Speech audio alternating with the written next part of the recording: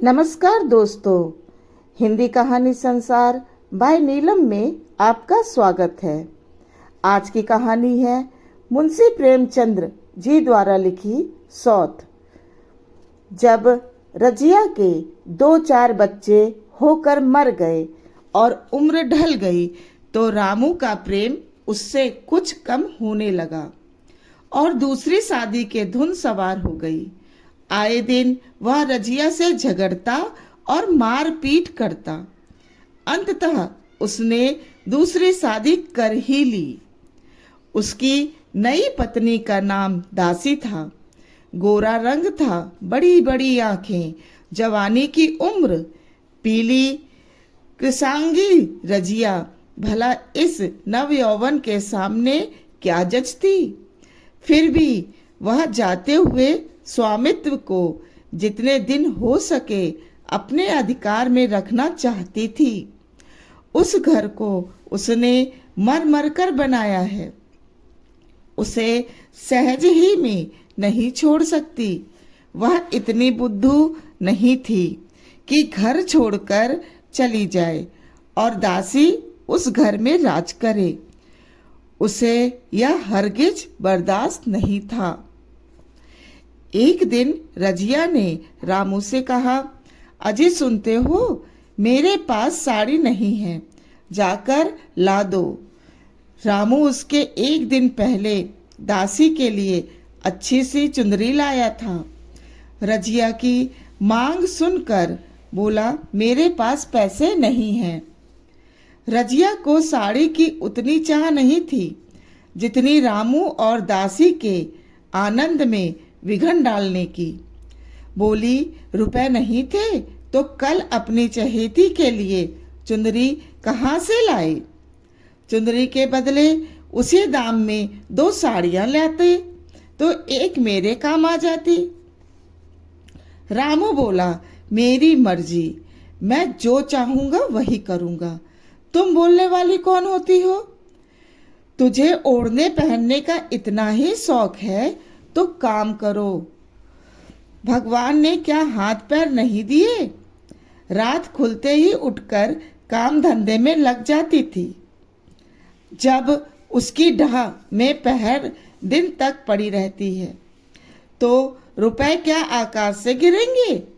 मैं तेरे लिए अपनी जान थोड़ी ही दे दूंगा।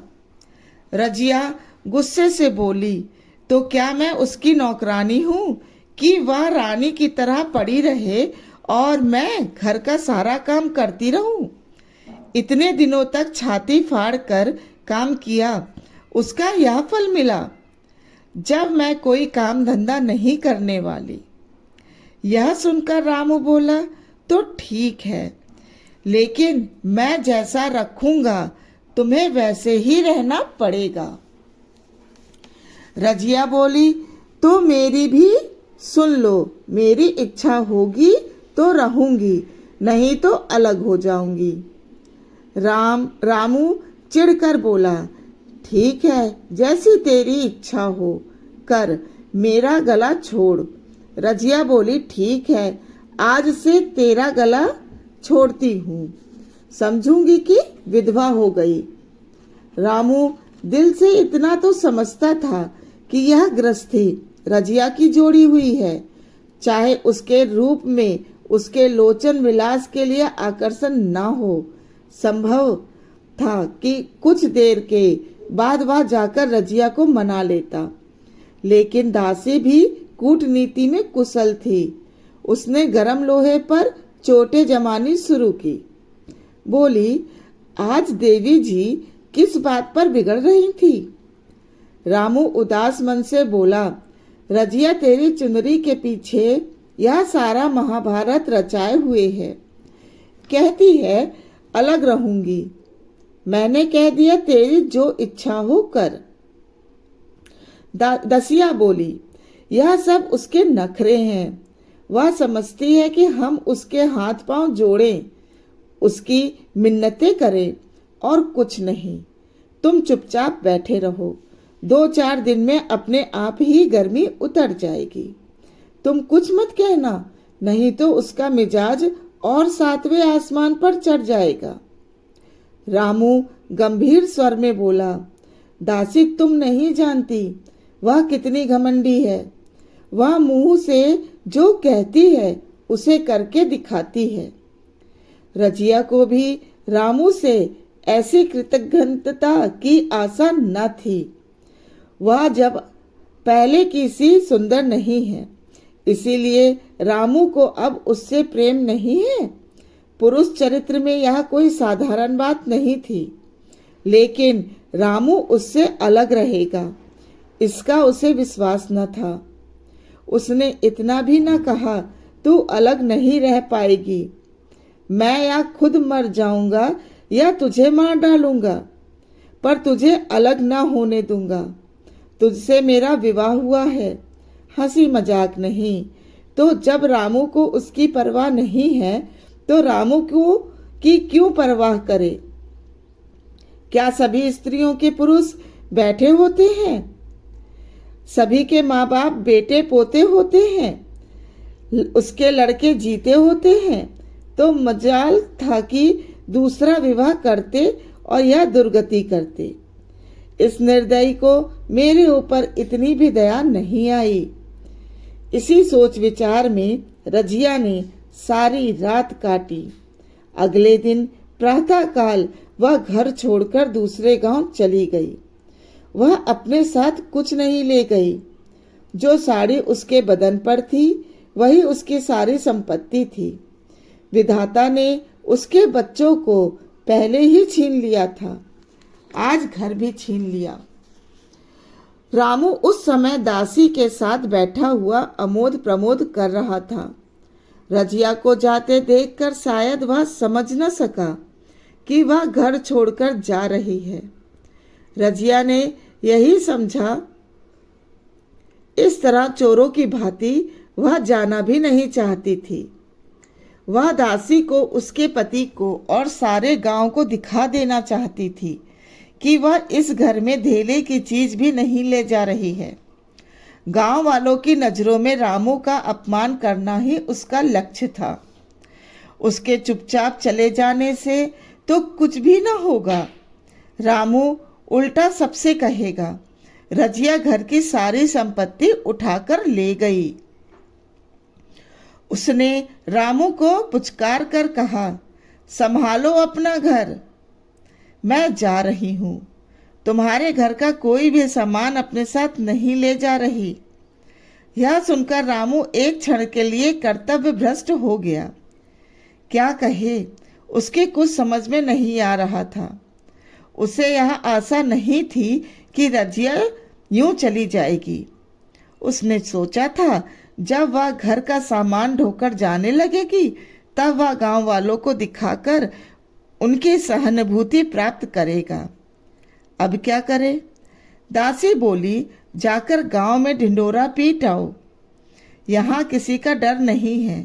तुम अपने घर से ले ही क्या आई थी, जो कुछ लेकर जाओगी।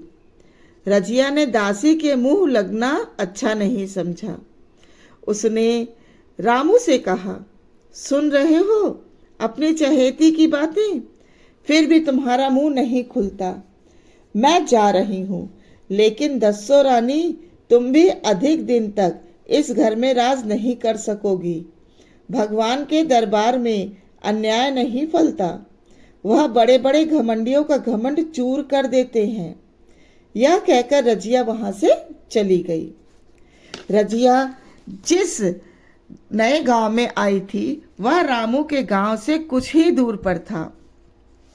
अतएव यहाँ के लोग उससे परिचित थे। वह कैसी कुशल गृहिणी है, कैसी मेहनती, कैसी बात की सच्ची, यह यहाँ किसी से छिपा न था। इसलिए रजिया को वहां मजदूरी मिलने में कोई बाधा नहीं आई। जो एक लेकर दो काम करे, उसे काम की क्या कमी। 3 साल तक रजिया ने कैसे काटे, कैसे एक नई गृहस्थी बनाई, कैसे खेती शुरू की, इसका बयान करना बड़ा कठिन था। गांव वाले उसका परिश्रम देखकर दांतों तले उंगली दबाते थे। वह रामू को दिखा देना चाहती थी कि मैं तुझसे अलग होकर भी आराम से नहीं रह सकती हूँ। वह अब पराधीन नारी है, अपनी कमाई खाती है। उसके पास बैलों की एक जोड़ी थी, वह उन्हें घंटों सहलाती। कभी कभी उनके कंधों पर सिर रखकर रोती और कहती, अब बेटे हो तो, पति हो तो तुम ही हो, मेरी लाज अब तुम्हारे हाथ है। दोनों बैल शायद रजिया की भाषा और भाव समझते हैं। दोनों सर नीचा करके रजिया का हाथ चाट कर आश्वासन देते हैं। वे उसे देखते हैं कि कितने प्रेम से उसकी ओर ताकने लगते हैं, कितने हर्ष से कंधे झुकाकर उस पर जोआक रखवाते हैं और कैसा जी तोड़ काम करते हैं। यह वही लोग समझ सकते हैं जिन्होंने बैलों की सेवा की है। रजिया अब इस गांव की चौधराइन बन गई थी। उसकी बुद्धि, जो पहले नित्य आधार खोजती रहती थी और स्वच्छंद रूप से अपना विकास न कर सकती थी, अब छाया से निकलकर प्रौढ़ और उन्नत हो गई थी। एक दिन जब रजिया काम से घर लौटी तो एक आदमी ने उनसे कहा, चौधराइन, तुमने नहीं सुना? रामू बहुत बीमार है। सुना 10 लंघन हो गए हैं। मैं वहीं से आ रहा हूँ, बाहर का खाट पर पड़ा था। मैंने पूछा कैसी तबीयत है? रामू तो वह रोते हुए बोला, बुरा हाल है, घर में एक पैसा भी नहीं है कि दवा दारू कर सकूं। दसिया के एक लड़का हुआ है, वह तो पहले भी कंधा काम धंधा न करती थी और अब तो लड़कोरी है, कैसे काम करने जाए? रजिया बोली, जो जैसा करेगा वैसा ही भरेगा। यह कहकर वह अंदर चली गई, लेकिन अंदर उसका मन न लगा। वह एक क्षण में फिर बाहर आई। शायद इस व्यक्ति ने कुछ पूछना चाहती थी, लेकिन वह व्यक्ति तब तक वहां से जा चुका था। रजिया ने उसे इधर उधर ढूंढा, लेकिन वह कहीं नहीं मिला। तब रजिया निराश होकर द्वार के चौखट पर बैठ गई। उसे वे शब्द याद आए जो उसने 3 साल पहले रामू के घर से चलते समय कहे थे। उस वक्त जलन में उसने वह शाप दिया था। जब वह जलन न थी, समय ने उसे बहुत कुछ शांत कर दिया था। रामू और दासी की दीनावस्था अब ईर्षा के योग नहीं, दया के योग थी। उसने सोचा, रामू को 10 लंघ हो गए हैं तो अवश्य ही उसकी दशा अच्छी न होगी। वह यह सोच रही थी कि तभी पड़ोस की एक स्त्री आग लेने के बहाने वहां आई और पूछा, सुना रामू बहुत बीमार है, जो जैसा करेगा वैसा पाएगा। तुम्हें इतनी बेदर्दी से निकाला कि कोई अपने बैरी को भी ना निकालेगा। यह सुनकर रजिया ने उसे रोकते हुए कहा, नहीं दीदी, ऐसी बात न थी, वे बेचारे तो कुछ बोलते ही नहीं। दसिया के कहने में आकर वह चाहे जो कुछ कर बैठे हों, यूं मुझे कभी कुछ नहीं कहा। मैं किसी की बुराई क्यों करूं? फिर कौन मर्द ऐसा है जो औरतों के बस में नहीं हो जाता? दसिया के कारण उसकी यह दशा हुई है। यह सुनकर पड़ोसिन ने मुंह फेर लिया और वहां से बिना आग लिए ही चली गई। उसके जाते ही रजिया ने कलसा उठाया और कुएं की ओर चल पड़ी, लेकिन उसकी आंखें उस रास्ते की ओर लगी हुई थीं जो मलसी रामू के गांव को जाता था। कोई उसे बुलाने अवश्य आ रहा होगा। नहीं, बिना बुलाए वह कैसे जा सकती है? लोग कहेंगे आखिर दौड़ आई ना। लेकिन रामू तो अचेत पड़ा होगा, 10 लंघ थोड़े नहीं होते। उसके देह में था ही क्या? फिर से कौन बुलाएगा? दसिया को क्या गरज पड़ी है? कोई दूसरा घर कर लेगी, जवान है, 100 ग्राहक मिल जाएंगे। अच्छा, वह आ तो रहा है कोई? हाँ, आ रहा है। कुछ घबराया सा जान पड़ता है। कौन आदमी है, इसे तो कभी मलसी ने नहीं देखा। लेकिन उस समय से मलसी कभी गई भी तो नहीं।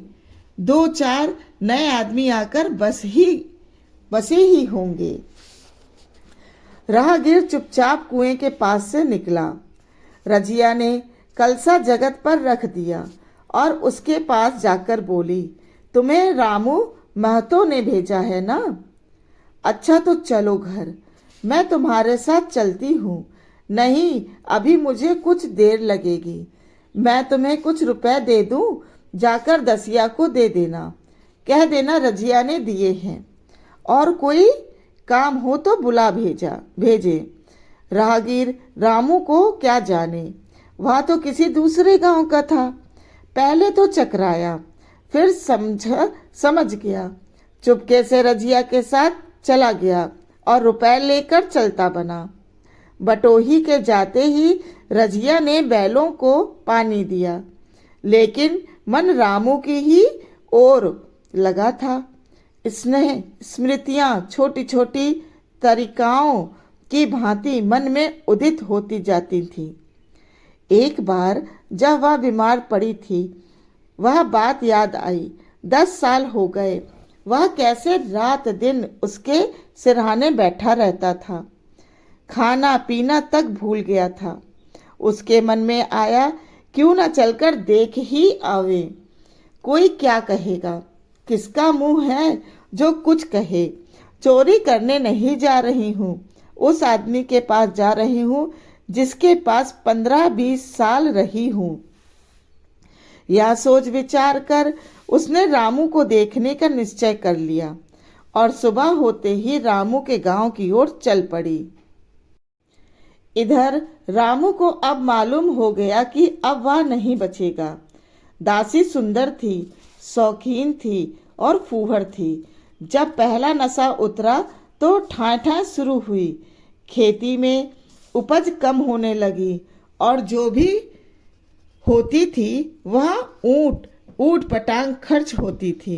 ऋण लेना पड़ता था। इसी चिंता और शोक में रामू का स्वास्थ्य दिन प्रतिदिन बिगड़ता गया। शुरू में कुछ परवाह न की, परवाह करके ही क्या करता। घर में पैसे थे। अताइयों की चिकित्सा ने बीमारी की जड़ और मजबूत कर दी और आज 10-12 दिन से उसका खाना पीना भी छूट गया था। मौत के इंतजार में पड़ा करहा रहा था।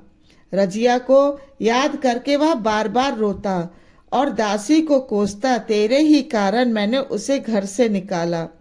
वह क्या गई, लक्ष्मी चली गई। मैं जानता हूँ अब भी बुलाऊंगा तो दौड़ी आएगी, लेकिन बुलाऊंगा किस मुंह से। एक बार वह आ जाती और उससे अपना अपराध क्षमा कर लेता, फिर मैं खुशी से मरता। रामू दासी को कोस ही रहा था कि तभी रजिया ने आकर उसके माथे पर हाथ रखते हुए पूछा, कैसी तबीयत है तुम्हारी? मुझे तो आज ही खबर मिली। रामू ने सजल नेत्रों से रजिया को देखा, लेकिन कुछ कह ना पाया। दोनों हाथ जोड़कर उससे प्रणाम किया और परंतु हाथ जोड़े ही रह गए और आंखें उलट गईं। लाश घर में पड़ी थी। रजिया रो रही थी। दासी चिंतित थी। घर में रुपए का नाम नहीं। लकड़ियां तो चाहिए ही, कफन के बगैर लाश उठेगी कैसे। डर रही थी कि आज गहनों पर आफत आई। उसने चौधरी के लड़के को बुलाकर कहा, देवर जी, यह बेड़ा कैसे पार लगे। गांव में कोई भी धेले का विश्वास करने वाला नहीं। मेरे पास कुछ गहने हैं। चौधरी से कहो इन्हें गिरवी रखकर आज का काम चलाएं। आगे भगवान ही मालिक है। यह सुनकर चौधरी का बेटा बोला, रजिया से क्यों नहीं मांग लेती। तभी रजिया आंखें पोंछती हुई बाहर निकली। कान में भनक पड़ी। पूछा, क्या बात है जोखू, क्या सलाह कर रहे हो? अब मिट्टी उठाओगे कि सलाह ही करते रहोगे? जोखू बोला, हाँ उसी का सरंजाम कर रहा हूँ। रजिया बोली, रुपए पैसे तो यहाँ होंगे नहीं। बीमारी में खर्च हो गए होंगे। इस बेचारी को तो उन्होंने बीच मझधार में लाकर छोड़ दिया। ये लो 50 रुपए और जल्दी से दाह कर्म की तैयारी करो। यह कह देखकर दसिया रजिया के पैर पकड़कर रोने लगी। उसने देखा रजिया में कितनी दया, कितनी क्षमा है। रजिया ने उसे छाती से लगाकर कहा, क्यों रोती है बहन? वह चला गया, मैं तो हूं। अब तुम किसी बात की चिंता मत करो। इसी घर में हम दोनों उनके नाम पर बैठेंगी। तुम अपने गहने अपने पास रखो और हाँ, जिस जिस से तुमने रुपए लिए हों मुझे बता देना। मैं झगड़ा नहीं मोल लेना चाहती। बच्चा इतना कमजोर क्यों हो रहा है? दसिया बोली, मेरे दूध होता ही नहीं। जो गाय तुम छोड़ गई थी वह मर गई। दूध नहीं मिलता इसलिए कमजोर हो गया। रजिया बोली, बहन तुम चिंता मत करो, मैं कल ही गाय ला दूंगी। सारी गृहस्थी उठा लाऊंगी। वहां क्या रखा है? कुछ देर बाद लाश धूम से उठी। रजिया उसके साथ गई, दाह कर्म किया और ब्राह्मणों को भोज और दक्षिणा दी गई।